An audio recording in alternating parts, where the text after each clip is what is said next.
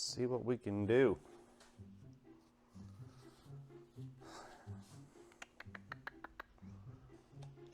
Does it work?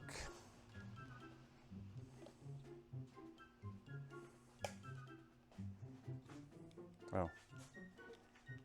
Whew. Got power. All right. Let me see if we can get these original paint protectors on the side off. Oh yeah. This is probably way overkill, but I'm gonna let the gas tank breathe.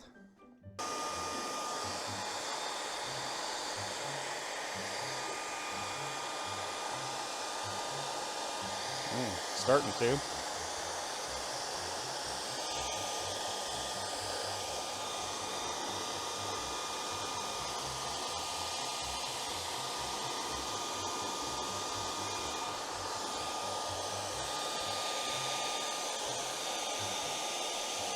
Nice.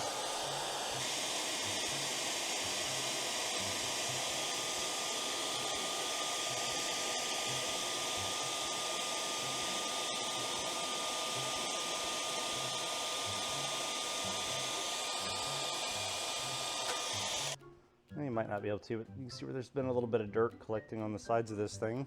Now I did a little bit of homework, and isopropyl, if I'm saying that correctly, rubbing alcohol, it's not really the best, especially for fresh paint. That's just with a little bit of Googling. You can mix it to like a 1:2 alcohol water ratio, but I still found a result said something about fresh paint not being ideal. So what I'm gonna do is probably just use a little soapy water rag and clean that off. Also, some Googling said that Windex is not ideal. Here comes the rain. TechSpec, they did say something about recommending, oh gosh, I think it was like at least 70 degrees to do this, as far as like maybe your ambient temperature outside. And today is 69 to 70, so it shouldn't be any issue. So try to keep your fingers off of it. Anyway, I might put some wax paper or take the paper off the new grips and put it behind these. I'll do the same thing to this side. This is actually really satisfying.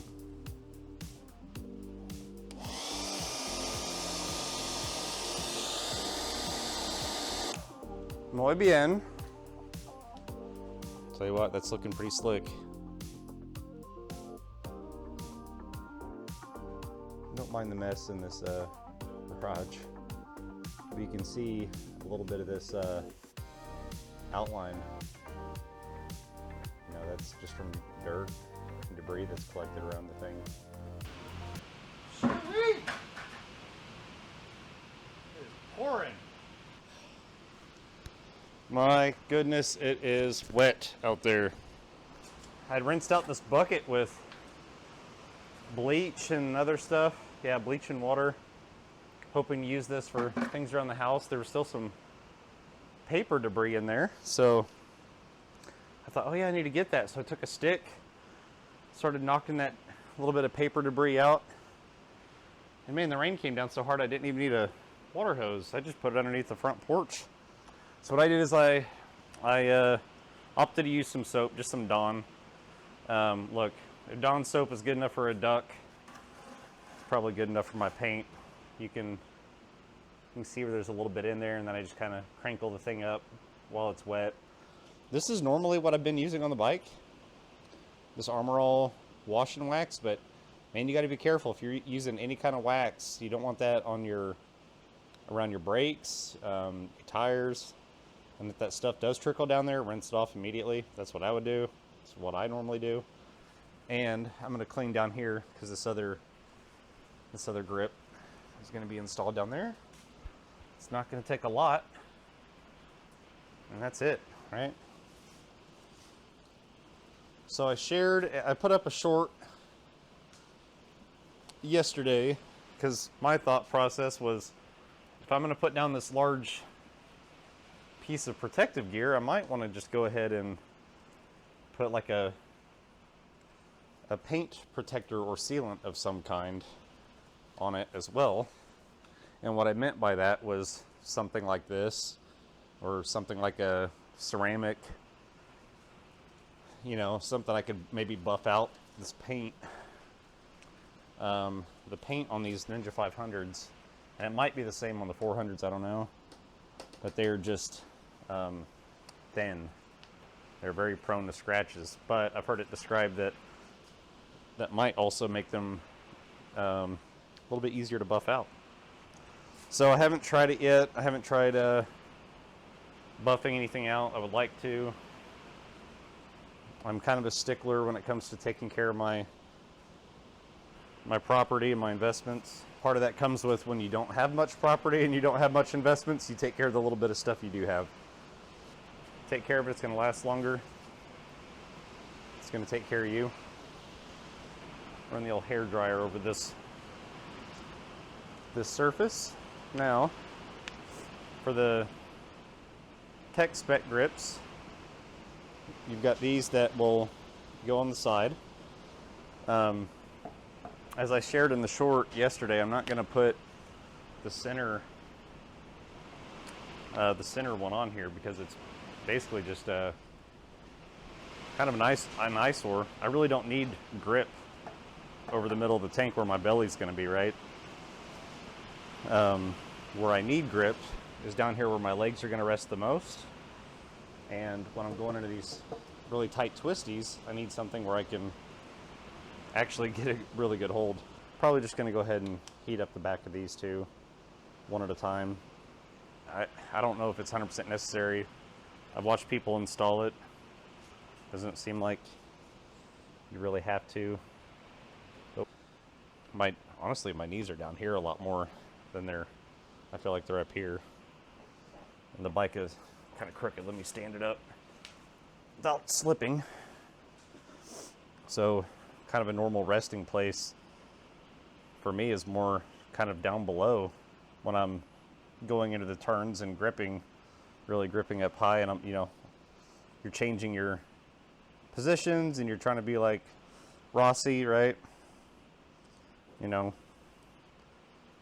I'm probably going to be a little bit higher, but that top mark is actually a really good marker to go off of. So I could almost use that as a point to line this up with, because I'm super OCD. So you can tell now that dirt and debris is gone. I think what I'm going to do is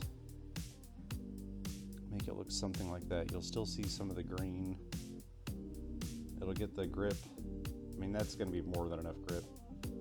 And then I'll allow this piece in the back to wrap around a little bit. Should be able to use this corner right here as a reference, right? Kind of like I would with the other piece. I am fully aware that this is overkill to use the heat gun on this. Yeah, look at that. I'm just going to use this front corner right here, this whole section, to kind of line it up. So what I'm going to do is just peel back this one corner. You want to try to keep your fingers off the glue. This glue to have like any kind of pockets in it.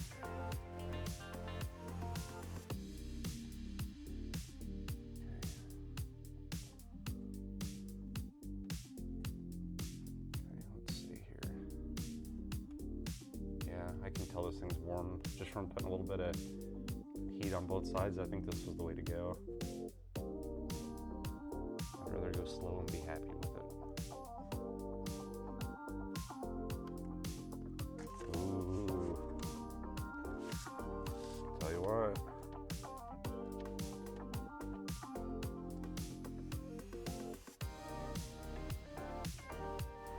I just use that the way the plastic was cut and just use it as a marker. Looks something like that. And this corner came right down to the edge of the plastic. So there's like a crease right here in the tank. kind of comes down this way and then it folds over. So I need to start in the bottom up and fold up over that. All right, now I'm gonna get this front corner. So I'm kind of working the bottom up. Kind of use this angle right here, this distance of the paint along with this distance. And you'll see it just kind of gives just enough color. And the way that worked out is the paint difference up here, as far as like the width of paint from the grip, is spot on. So for someone who's like super OCD, man, that's perfect. And then you just kind of work, just roll this up, just keep working it around that corner. Man, that looked sweet.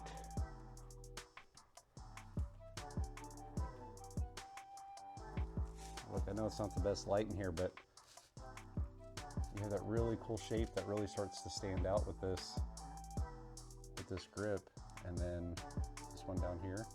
So this surface right here is just, man, it's just so slick. I mean, there's nothing. Try to do that here, look.